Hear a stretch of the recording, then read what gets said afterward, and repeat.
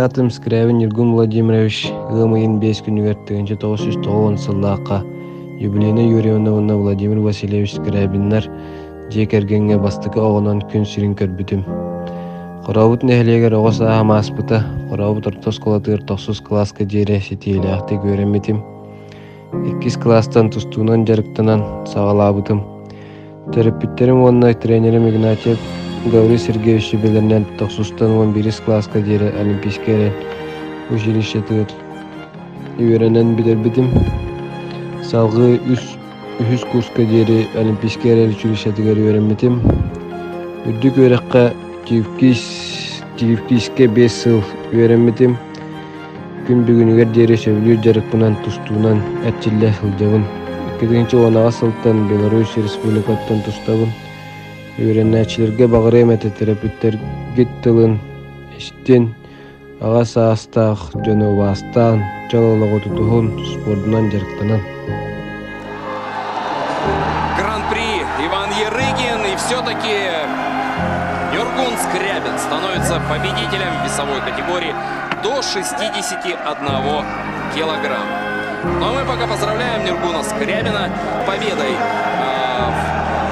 в международном турнире серии Гран-при Иван Ярыгин после прошлогоднего 3-го места. Нюргун, позволь поздравить тебя с серебром, несмотря даже на неудачу, но это все-таки финал. Спасибо большое. Но это успех. Шел долго. Очень мне этот большой в жизни успех будет. У меня первая медаль с Европы. Поэтому так, спасибо большое. Ты уже 3-й год выступаешь за сборную Беларуси, и понятно, что давление с каждым годом возрастало. Поэтому, естественно, для тебя серебряная медаль этого чемпионата Европы имеет большое значение. Да, конечно, имеет большое значение. Сейчас у нас... я в чемпионате проиграл, как сейчас вторым стал в чемпионате. Сейчас как второй номер пришел здесь. И вторым стал на Европе. Первый номер сейчас поедет на лицензионный турнир. Дай бог там. Посмотрим дальше, как будет.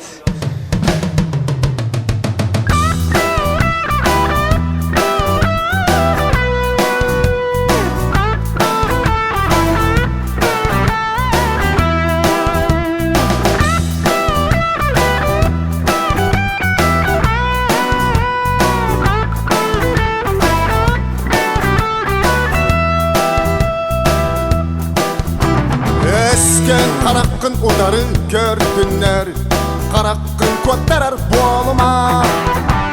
Өскен доғыр күн өстіқтер көйдіңнер, бұраған түңдеға koduma. Өскедің әйгін бұжардық өқтіңнер. Дұрабылығын, Аласталлах, дегдерділақтырым. Үшөй бай, мақтау, поддержкаға дейін. Күйшкеме болар кетер Аллах беребин мақтал болуң кылхан жарык үчөй бәлем үчөй мендеке баран ебит мақтал болуң